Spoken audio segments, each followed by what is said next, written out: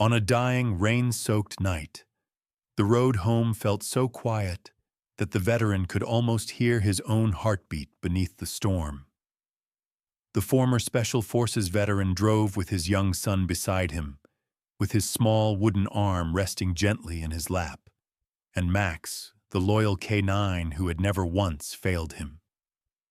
Everything seemed still, until Max suddenly lifted his ears, staring into the darkness as if he had heard a whisper the world wasn't meant to hear.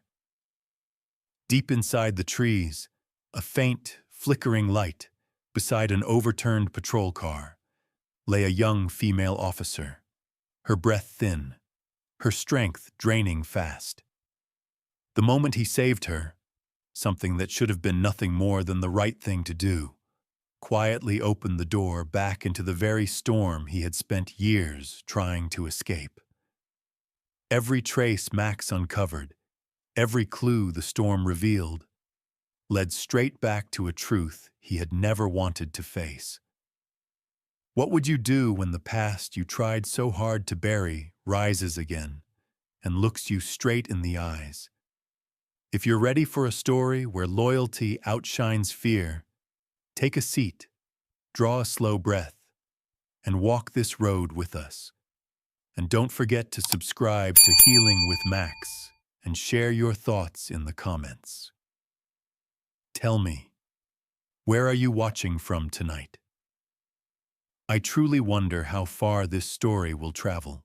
Night had fallen in a way only late autumn understands. Slow, heavy, and soaked with a tired kind of sorrow that clung to the edges of the small mountain town like breath on cold glass. The rain had been falling for hours, not in sharp needles, but in long silver ropes that blurred the world into a single wavering memory.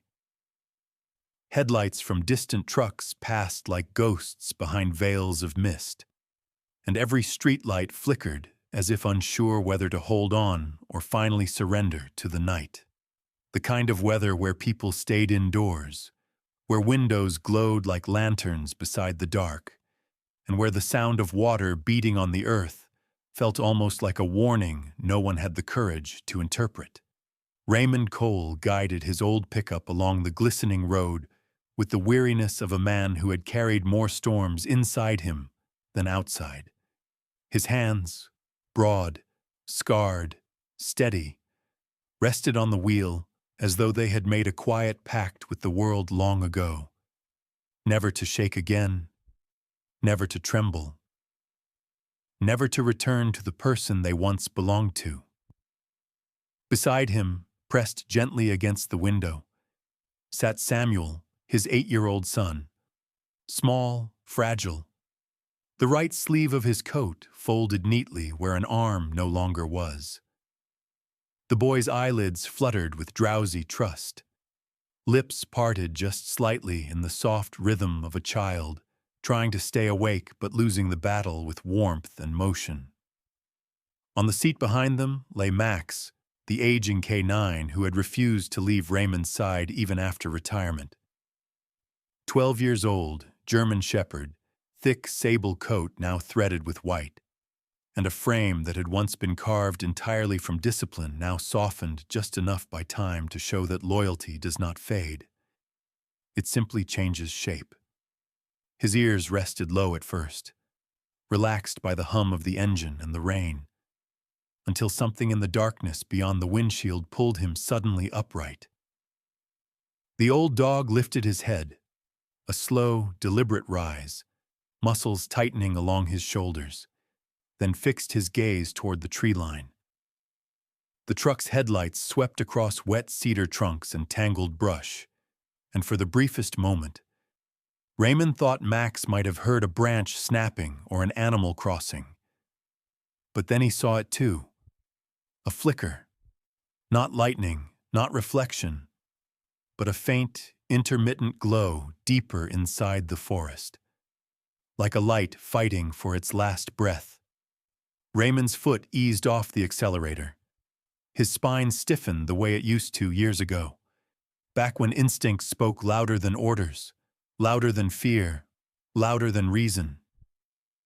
He had promised himself, sworn in the kind of silence that only grief can forge, that he would never again stop for any shape in the dark. Never again turn the wheel toward danger.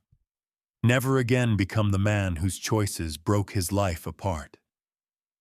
But Max's posture changed in a way Raymond knew too well. Not alert, but certain. The truck rolled to a halt on the shoulder, engine ticking, wipers slicing rain from the glass as if trying to clear the weight of the moment. Raymond stayed still for one heartbeat, then another, before glancing at Samuel. The boy was awake now, eyes wide, pupils reflecting the dim forest like small lanterns. He didn't speak. He rarely did when startled, but his gaze held a kind of quiet plea, the kind that did not ask for adventure or curiosity, but for compassion. Raymond exhaled slowly, the breath long and resigned, as if the night itself had already made the decision for him. He opened the door. The rain met him immediately, cold enough to bite, loud enough to drown out doubts. Max leapt from the truck with surprising agility, landing with a low, rumbling growl vibrating through his chest. Samuel followed carefully, cradled against Raymond's side to keep him from slipping on the soaked ground. Together they moved toward the flicker, now unmistakably blue and red, though dimmed as if suffocated by the storm.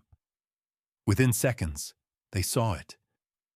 The patrol car lay on its side like a wounded animal, metal twisted, windshield shattered, the undercarriage sparking faintly beneath the hiss of rain. Steam rose in pale coils from the crushed hood. One tire spun weakly, as though still trying to outrun whatever had placed it in this position. The surrounding earth was carved with jagged gouges, deep enough to show how violently the vehicle had rolled. And there, half submerged in mud and pine needles, lay a young woman in a torn police uniform. Her hair, dark, soaked, plastered to her forehead, clung to her skin in trembling strands. Blood mixed with rainwater along her temple, trickling down her jawline in diluted threads. Her vest was ripped open on the left side, exposing a deep gash that pulsed with each uneven breath she fought to pull. She looked barely older than 30, face pale against the storm, fingers curled slightly, as though even unconscious she had been reaching for something. Help. Hope. One more minute of life. Raymond froze. Not because of the sight, he had seen worse on battlefields that never made the news, but because something inside him recoiled with a familiar terror. A memory so old, yet so alive that it burned behind his ribs like a returning wound. The night he lost his wife had smelled exactly like this. Gasoline, metal, mud, and rain. He stepped closer despite himself.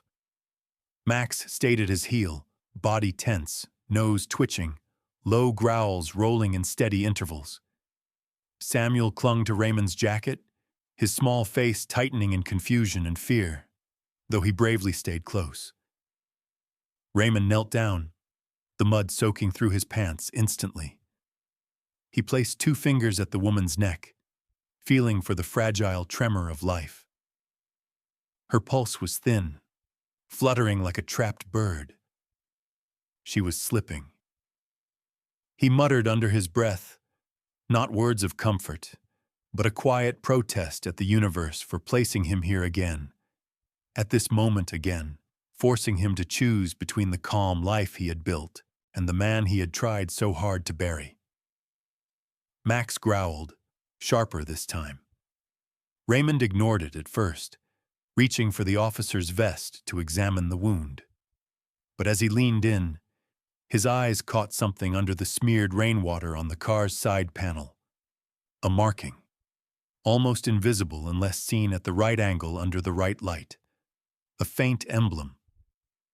A symbol burned not onto the metal, but into Raymond's memory. The cartel's insignia, the same group responsible for the night his wife never came home. A cold weight settled in his chest, so heavy it nearly forced him backward. The world spun, not from fear, but from the cruel symmetry of fate.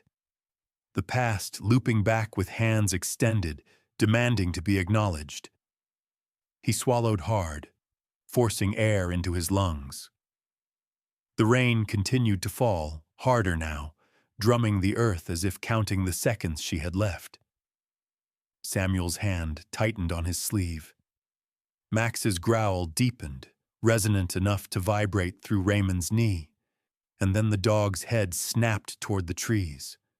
Not toward the car, not toward the woman, but toward the unseen line of forest where the rain fell differently, where the shadows seemed too still, where something, or someone, might have been standing just long enough to watch them, waiting for movement, waiting for a sign. Max's hackles rose. His growl became a warning. And in that charged, rain-drenched silence, Raymond realized the forest wasn't empty at all. It was listening, watching, waiting. The rain did not ease when Raymond knelt beside the wounded officer. It only thickened, as if the sky had decided to press every drop of cold onto her fading pulse. His hands moved with a steadiness that came from another lifetime, one he had refused to return to. Yet the muscle memory rose through his bones before he could stop it. Samuel stood just behind him, clutching the flashlight with both small hands, lifting it high enough that the beam cut clean through the sheets of rain and settled over the young woman's face, her eyelids flickering in a rhythm that said she was slipping somewhere far away. Max stayed several feet out, circling with the disciplined posture of a seasoned K9, nose low, shoulders taut, his silhouette almost merging with the storm-dark pines as he held the perimeter with quiet authority. Raymond pressed 2 fingers against the torn fabric of the officer's vest, tracing the edges where something sharp or deliberate had cut deep. He didn't need more than a breath to understand what he was looking at. The pattern of the wound, the direction of force, the depth, these were not random. Not the work of panic, nor a wild crash. They were the same kind of targeted strike used by cartel hitters who wanted a victim unconscious, but still breathing. His chest tightened, not with fear, but with an old and bitter recognition. The night his wife died had smelled just like this. Wet metal, diesel fumes, cold asphalt soaked in blood, and apologies too late to matter. He drew in a slow breath and forced himself to stay present. The officer, early 30s, maybe younger, had freckles faint under the grime, lashes long and wet, a narrow face softened by exhaustion and shock. Her uniform shirt clung to her frame, soaked and heavy, and on her sleeve the faded patch of the county sheriff's department curled slightly from the damp. She looked like someone who had believed she could take on the world alone. Raymond had seen that look before, on soldiers too brave for their own survival. "Stay with me," he murmured, though the words felt too fragile for the moment. He slid his hand beneath her ribs, applying pressure firmly. Her body tensed in a weak arc, breath catching in her throat as pain ricocheted through her. Samuel flinched, but steadied the flashlight again. His lips parted as if he wanted to say something comforting, yet wasn't sure what a child was allowed to say to someone dying. Max shifted positions again, this time planting himself directly between the trees and the wounded officer, fur bristling in slow waves, the rain running down his sides like he was carved from dark stone. With the precision of a man who once stitched wounds by moonlight in places the world pretended didn't exist, Raymond tore open the pouch of gauze he kept in the side pocket of the truck. The packaging splintered under his fingers. He pressed the gauze deep into the wound, working with grim efficiency while the officer's breath stuttered and her fingers curled into the mud as though she were trying to hold on to the earth itself. The rain wrapped them all in its roar, a suffocating curtain of sound that made the world feel both intimate and infinite. Raymond leaned closer, checking her pulse again. Weak, but there. He had just secured the first dressing when something stiff brushed against the back of his knuckles. At first he thought it was debris from the crash, some snapped twig or torn fabric, but the touch was too deliberate, too out of place.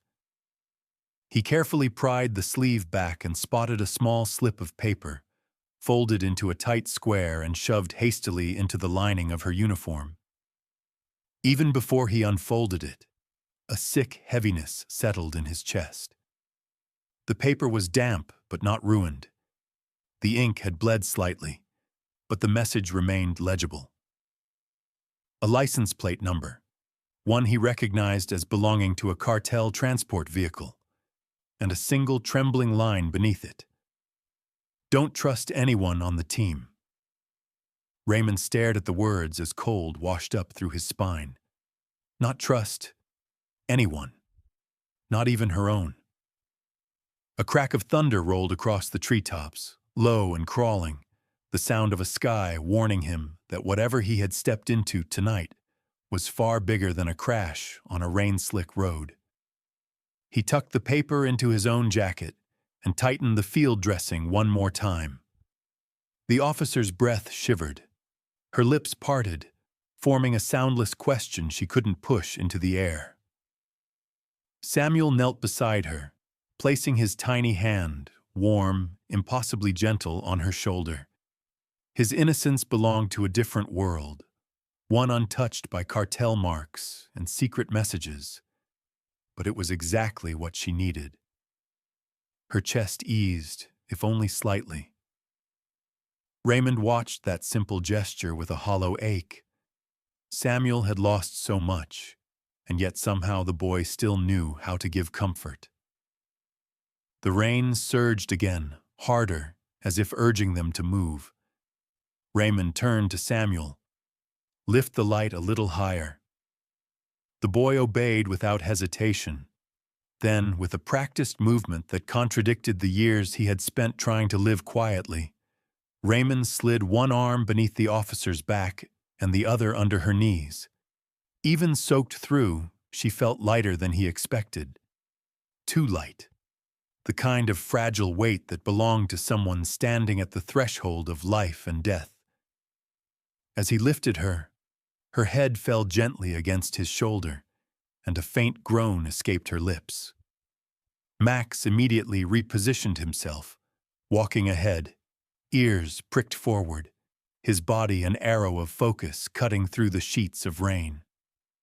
The forest around them seemed to shrink inward, branches bowed by the storm, shadows shifting in the underbrush with whispers that made the night feel alive and watching. The mud sucked at Raymond's boots with every step. The cold bit through his jacket. His breath grew harsher, yet he never slowed. The officer's limp weight pressed against the itcha scars across his ribs, forcing old memories to flare in jagged fragments. The sirens that didn't come in time. The smell of burned plastic. The sound Samuel made when he realized his mother wasn't waking up. He clenched his jaw and fixed his gaze ahead. Halfway through the ascent toward the road, Max froze. The dog's posture stiffened, tail dropping low, shoulders rising sharply. A single bark ripped from his chest. Not a warning this time, but a command. Raymond stopped, shifting the officer cautiously in his arms. Max turned to the right, toward a thinner stretch of trees where the rain ran in zigzagging streams down uneven ground. Raymond stepped closer, narrowing his eyes through the downpour. Fresh tire tracks, pressed deeply into the mud, heading straight toward them. Not from the crash, not old, not accidental. Someone had come down this path minutes before, maybe seconds. Max let out another sharp bark, lower this time, urgent, as though the forest itself had exhaled a name only he could hear. Raymond tightened his hold on the officer, his heartbeat steady but heavy, like a drum echoing inside the storm. They weren't alone, and whoever had driven through the mud had not intended to leave witnesses behind. Morning crept into the valley slowly, as if uncertain whether the town deserved warmth after a night like that. The rain had eased into a thin silver mist drifting above the rooftops, softening the sharper edges of buildings and trees until everything looked washed out, quiet, suspended between exhaustion and renewal. The hospital stood at the far end of town like a lone sentinel of glass and concrete, its windows dim with the remnants of storm clouds. Inside, the scent of antiseptic hovered in the hallways, mixed with the faint traces of damp jackets hung to dry and the heavy silence of people waiting for news that might change everything. Raymond stood just outside the ICU room where the young officer lay. He didn't step inside, only watched through the slender window. Nurses moved around her with the smooth coordination of people who no longer flinched at seeing life hanging by a thread. One nurse, a woman in her 50s with short gray curls and gentle eyes, adjusted an IV line, then glanced toward Raymond as if she could sense who was responsible for keeping the woman alive long enough to reach their care. Samuel clung to Raymond's jacket, his face half hidden in the fabric, while Max sat pressed against his leg, body alert even in the calm, his ears flicking at every distant footstep. 2 hours passed before the first stir of trouble arrived, not from the ICU but from the far end of the corridor. Officer boots, steady and certain, echoed long before the man wearing them turned the corner. Captain Harlan Briggs walked with the weight of a man who had carried too many years of duty on his shoulders. In his early 60s, tall but broadening with age, his once dark hair had grayed into steel at the temples, and a trimmed beard framed a face carved by stress, sleepless nights, and disappointments he refused to speak of. His uniform jacket was crisp, his badge polished, but his eyes, sharp, ice blue, held a tired intelligence that missed nothing. Those eyes locked onto Raymond. He approached with the slow, deliberate steps of a man measuring each second, weighing it in his mind. When he finally stopped before them, the air seemed to thin. "You're Cole," Harlan said. Not a question. His voice was deep and gravelly, touched by the rasp of long-term fatigue rather than aggression. Raymond nodded once. Samuel straightened beside him. Max lifted his head. The captain's gaze traveled over Raymond's face, the mud stains still clinging to his boots, the dried blood on his jacket sleeves, the distant scar along his forearm, an old one, the kind earned in places far from hospitals and safe corridors. Harlan took it all in with the precision of a man cataloging clues. "You saved her," the captain said. "The doctors said she wouldn't have lasted 10 minutes on her own. Field dressing, pressure positioning, airway stabilization, textbook battlefield care." He paused, letting the weight of the words settle. Which raises the question, how does a quiet man who drives delivery trucks know how to do what most of my officers can't? Raymond didn't respond. Silence had always been his armor. Harlan studied him longer. Something flickered behind his eyes. Not hostility, but calculation, curiosity edged with caution. "You're either a miracle," Harlan murmured, "or a mystery I can't afford to ignore." Before the conversation could deepen, Samuel tugged lightly at Raymond's jacket, gaze drifting toward the large window overlooking the parking lot. Max moved first, padding toward the glass with deliberate steps. Raymond followed the dog's line of sight instinctively. Outside, under the washed-out daylight, the destroyed patrol car sat behind barriers, charred, bent, half drowned by the storm. Though stripped of danger, it still emanated the memory of the night before. Harlan gestured for them to follow. The trio stepped out into the crisp air. The storm had left the ground slick, and the smell of burnt rubber still clung to the air around the wreck. Detectives moved around the site, snapping photos, marking points of interest. Max pulled ahead, nose hovering just above the ground. The old dog stopped near the crushed passenger side, pawing gently at the mud. Raymond knelt down beside him. A long mark carved through the dirt, a drag line, ran from the open door to a patch of grass several feet away. The imprint was unmistakable. Someone had tried to pull the officer away from the scene, not to save her, to disappear from her. One of the detectives approached, a young man with a shaved head and nervous hands. "We think they were trying to move her," he said quietly. "Probably planning to dump her somewhere remote. Someone interrupted them." Raymond said nothing, but his jaw tightened. Max pressed his snout to the drag line once more, then let out a deep, rumbling whine. Harlan's expression darkened. The cartel's changing tactics means they're feeling cornered, or they're getting bolder. A tech specialist hustled over, laptop in hand. "Captain, you need to see this." A camera from the ranger station across the ridge picked something up. They gathered around the screen. The footage was grainy, distorted by rain, but the outline of the truth was unmistakable. A figure, tall, broad-shouldered, wearing a police-issued jacket, hurried away from the crash site, not toward the road, toward the deeper woods.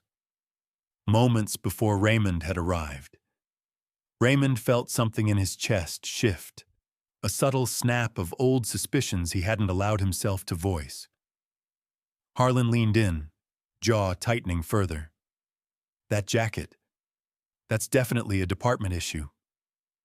Could be stolen," the tech offered weakly. "Or not," the silence suggested. The town around them seemed to hold its breath, waiting for someone to say what everyone feared. Someone inside the department had been at the scene.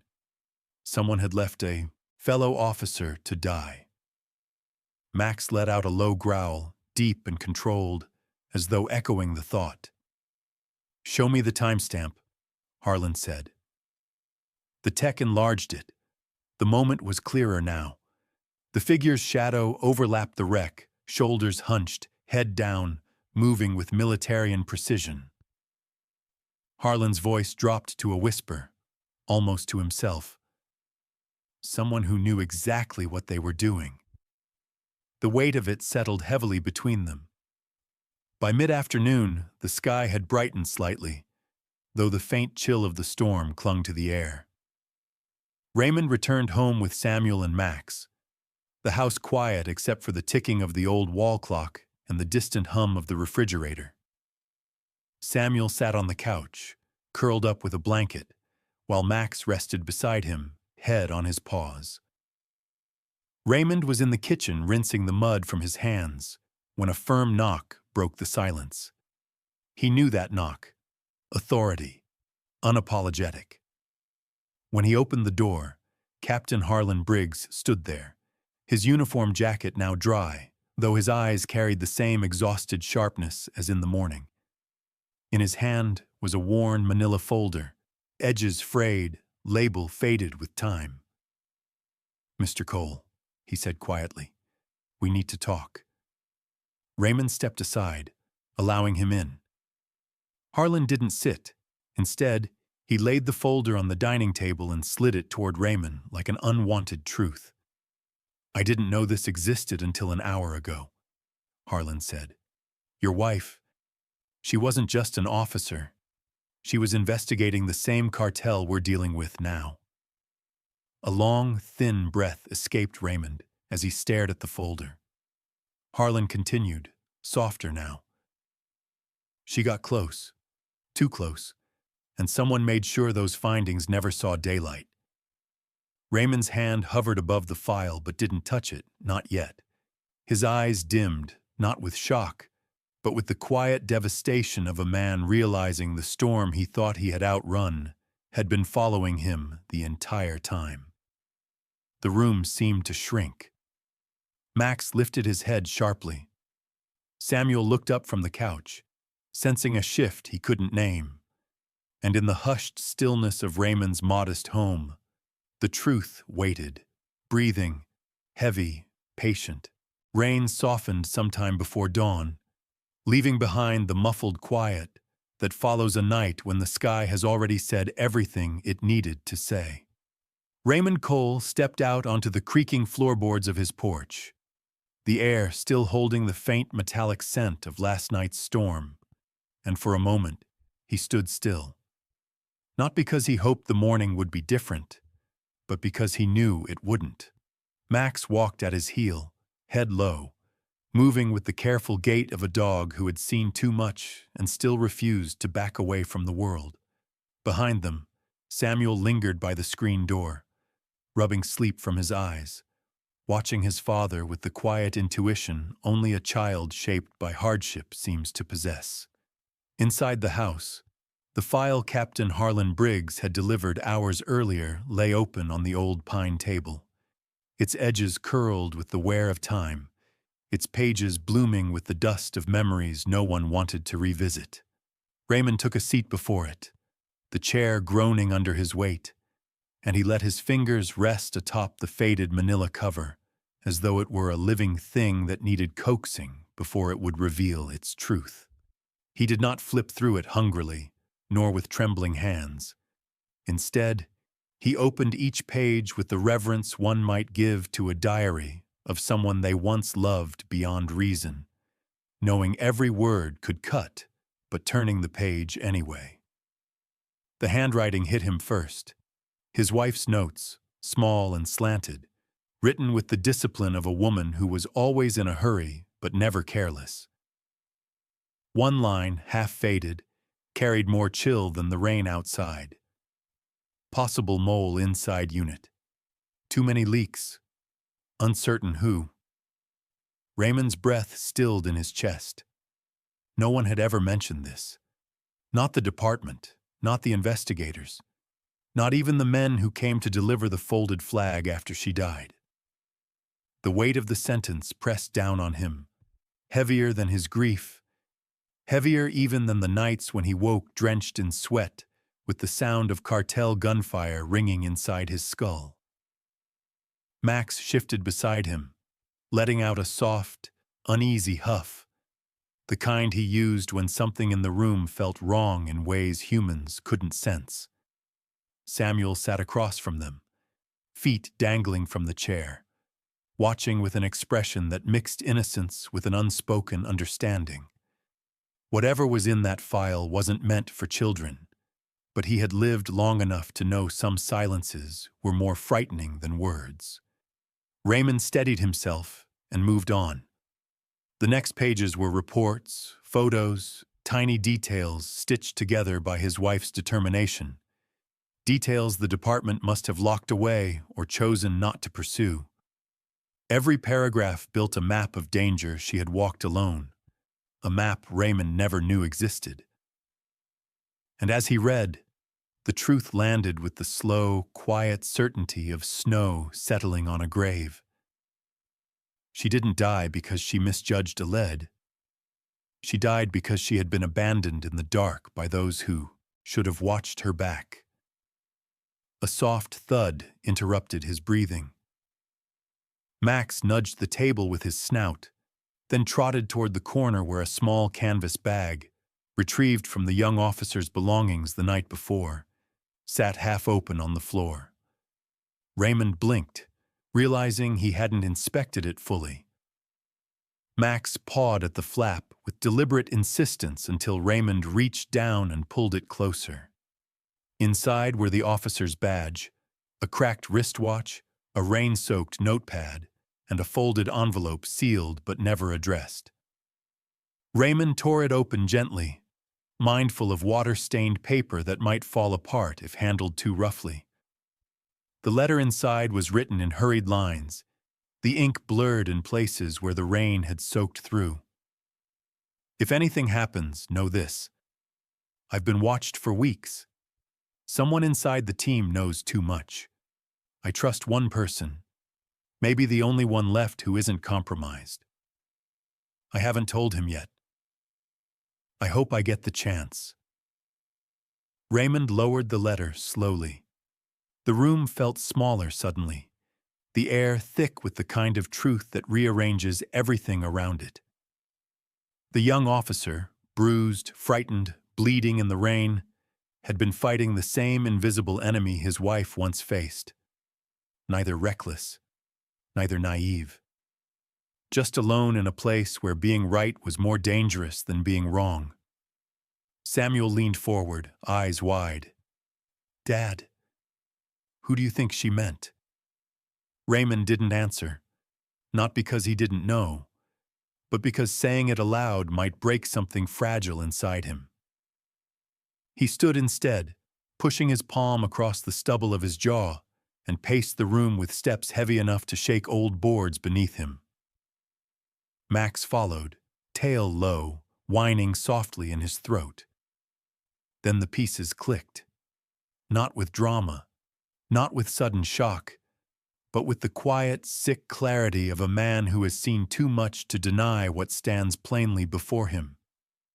Captain Harlan Briggs, the man who brought the file, the man who asked too many questions, the man his wife once trusted on every case, until she began suspecting a mole. The man the young officer had meant to confide in, and never got the chance. Raymond's heartbeat moved differently now. Not faster, not panicked, but steady like the thrum of a war drum he thought he'd left behind. Trust was a fragile thing, and right now it felt like a rope stretched too thin between past and present. Still, the letter mentioned trust, not betrayal. There was a difference, and that difference mattered. Harlan wasn't the mole. The letter didn't say that. The letter said she trusted him, which meant she feared everyone else. Raymond returned to the table and pulled the crumpled slip of paper he'd found tucked inside the officer's sleeve the night before. Mud-stained, nearly torn in half, but still legible. A license plate number, a set of coordinates, and beneath it, one final scribble. "Don't trust anyone on the team." He pressed the faint GPS data into his phone, watching the screen load slowly with a blinking blue icon marking the destination. North of town, near the old river road. A warehouse long abandoned after a cartel raid years ago. Except, the satellite view showed new tire tracks carved into the dirt. Fresh marks near the loading dock.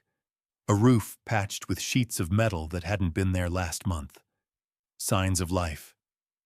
Something cold settled beneath Raymond's ribs. Not fear, but recognition. The kind a veteran feels when the past stops lurking and finally steps out into the open. He looked at Samuel, who waited with the quiet trust only a child gives. He looked at Max, who sat perfectly still, gaze fixed on the door, as though already sensing the path ahead. And he turned toward the window, where the morning light lay fractured across the earth like shards of old glass. A warehouse once abandoned, now waking again. The storm wasn't over. It had only shifted its shape. Raymond set down the letter, closed the file, and let silence settle into the space between breaths. Then the GPS chimed softly. One last confirmation.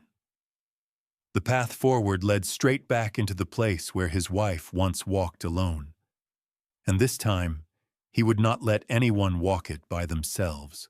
The morning rose with a bruised kind of light, the kind that settles low over the earth when danger is near but has not yet announced its name. Raymond Cole stood beside the gravel lot behind the sheriff's station, watching officers gather in tight clusters, their radios hissing, their breaths clouding in the cold air. their movements sharp but heavy with the weight of what they were preparing to do. No one spoke louder than necessary. No one looked at the horizon for beauty. Even the wind felt like it had narrowed its path, slipping between vehicles and equipment with the thin, metallic edge of anticipation. Max sat at Raymond's side, posture tall despite the stiffness in his aging joints, his dark fur lifting slightly with each passing breeze. His eyes, amber and steady, tracked every movement as though the morning were an old battlefield, and he had walked it 1,000 times before.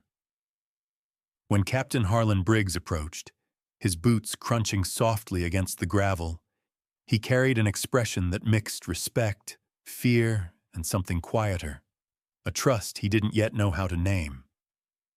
"We need you in the command vehicle," Harlan said, voice low. "Your experience. We can't move without it." Raymond nodded. No triumph in the gesture, only acceptance. He wasn't here to reclaim anything he had lost. He was here because too many people had been left alone in the dark. His wife, the young officer, and now an entire team inching toward a threat they couldn't fully see.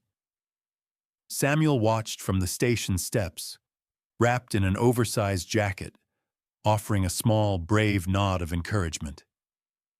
Raymond touched 2 fingers to his forehead in response, a silent promise that he would come back. Inside the command vehicle, screens glowed with jittering feeds, satellite images of the warehouse, body cam links, street view archives, blueprints pulled from outdated county maps. The place might have been abandoned once, but neglect had a way of being overwritten by greed. The warehouse now thudded with activity, tractor trailers backed into loading bays, generators humming, shadows cutting across narrow corridors like dark tides shifting beneath a floor of rust. Max positioned himself beside Raymond's chair, sitting squarely like he had during old missions in places no one back home had ever seen.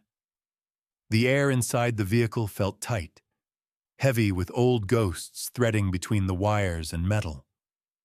Raymond leaned forward, studying the screens with the same quiet intensity he once used to study hostile terrain. His fingers drummed lightly on the console, a habit born of training, not nerves. "Movement on the east side," an officer said, a young man with sandy hair and the anxious energy of someone whose courage was larger than his experience. "Looks like they're prepping crates, maybe narcotics." Raymond tilted his head slightly. "Not crates. Those are pressure lock containers." A beat.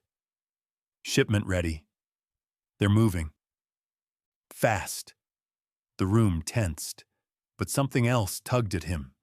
Small, dissonant details that didn't fit the rhythm of a normal cartel operation.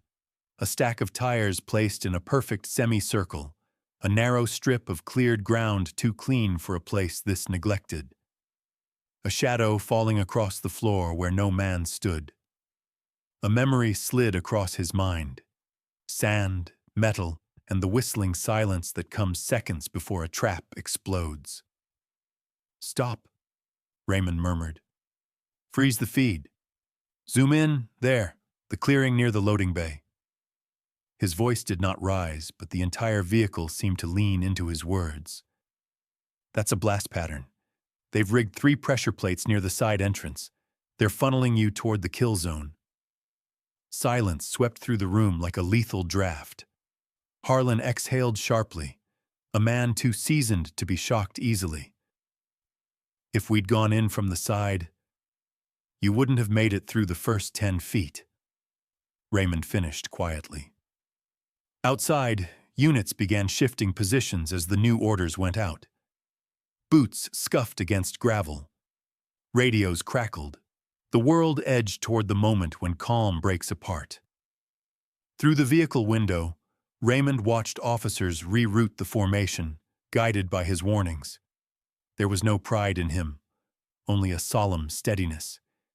He had left war behind, but war had a way of finding those who carried its shadows. Max's ears flicked, body tensing. The dog pressed closer to Raymond's leg, sensing the moment drawing near. The entire operation vibrated with the thrum of restrained fire. Fire that knew its place. Fire waiting to be told when to bow or burn. The breach began with a single nod from Harlan. Officers moved in, controlled and deliberate, weapons raised, each breath measured. Shouts followed, wood splintered, metal shrieked. The warehouse swallowed them into its hollow chest. Inside, the cartel was not just hiding. It was alive and moving. The air thick with diesel fumes and shouts. Men scrambled behind crates, some reaching for weapons, others for radios. The chaos of being caught between fight and flight. In a far corridor, a figure barked orders, broad-shouldered, dark hair streaked with age, wearing the confidence of someone who had outrun justice too long. Raymond recognized him from the grainy photos in his wife's file. The man she had chased. The man who had slipped through every net. The man she never came home from confronting. A sharp cry suddenly cut through the radio feed, not from the officers, but from someone deeper inside the building. A voice laced with desperation. "Side door! He's going for the detonator!" The warehouse camera caught it. The cartel leader slammed his hand onto a wired trigger near the exit, eyes wild, teeth bared. A final act of spite, a promise of fire. But the explosion never came. Raymond had already recognized the wiring pattern, a faulty link across the secondary circuit. He shouted into the radio with a precision that came from surviving too many near deaths. "Secondary wire is loose. He needs contact on both ends. He won't get it unless he—" Before he finished, the leader realized his mistake. Officers surged. The detonator clattered to the concrete. Handcuffs slammed shut. The warehouse began to settle, its echoing heart slowing. Dust drifted from the rafters like old memories finally giving way, but not everything inside was calm. A young officer, barely 30, hair black, face pale with fear, was cornered near a stack of crates, trembling as Harlan approached him. His badge gleamed under the flickering overhead lights. His hands shook so badly he nearly dropped his radio. Raymond stepped closer through the live feed, brow tightening. He recognized the man, not from the field, but from the station. He was quiet, diligent, hardly noticeable, harmless, until now. "Why did you send intel to them?" Harlan demanded, voice sharp but threaded with disbelief. The officer's knees buckled, tears filled his eyes. "They had my family," he choked out. "My wife, my 2 kids. They said they'd kill them if I didn't keep them updated. I swear I never wanted to hurt anyone. I only sent what they demanded. I never gave them your positions, never the raid time. I couldn't lose them." The confession spread through the warehouse like a low, aching wind. Raymond felt something shift inside him. Not anger, but a deep, quiet grief for a man who had been crushed under the weight of choices no one should ever be forced to make. He spoke through the radio, calm, steady. "Stand down," he said. "Let him surrender. Fear doesn't make a traitor. It takes a hostage." The officers hesitated, then lowered their weapons. The young man fell to his knees, hands raised, sobbing, and the moment lifted some invisible burden from the room. Guided by the officer's final information, the team moved deeper, locating the cartel leader's hideout chamber, a narrow room packed with ledgers, encrypted radios, and documents that would dismantle the entire operation. The raid ended without a single officer harmed. Outside, the air seemed to breathe again. Raymond stepped out of the command vehicle, the noise of radios fading behind him, replaced by the steady patter of his own heartbeat. Max trotted ahead, nose low, weaving between piles of debris with the confidence of a dog who knew exactly what he was looking for. Minutes later, he returned. In his jaws, clamped gently but with purpose, hung an old leather pouch, its surface cracked, darkened, familiar. Raymond's breath caught. Because he knew that pouch.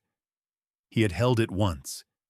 He had packed it into his wife's bag on the morning she left home for the last time.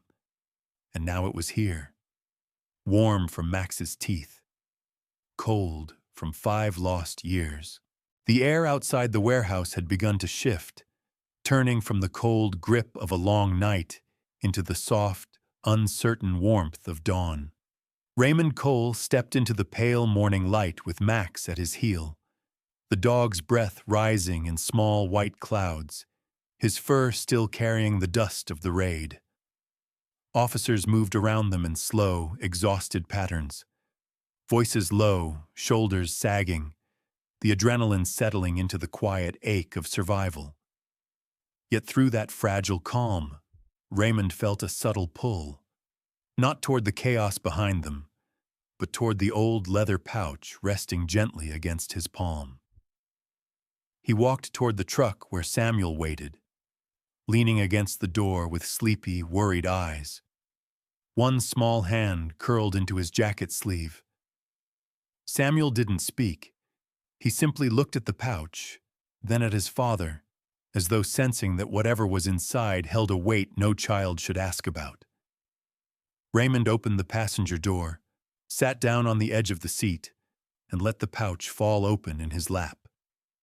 Inside lay a single folded page, worn at the creases, its edges softened by years of hiding.